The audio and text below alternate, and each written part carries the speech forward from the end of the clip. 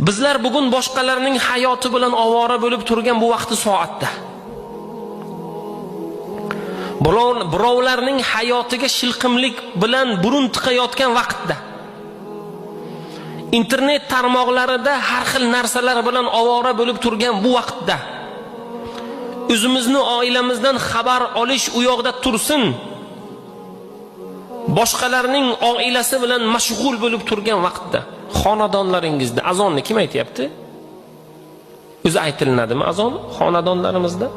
Kim oxirgi marta xonadonida azon aytdi? Bugun, kecha, 1-2 kunlikda. Kim? Mashalloh. Bu ham bo'lsa, oramizdan bir necha kishi. Payg'ambar sollallohu alayhi va sallamning hadislari bor. Azon ovozi qayergacha borsa, shayton shu joygacha qochib ketadi. Shayton bilan ham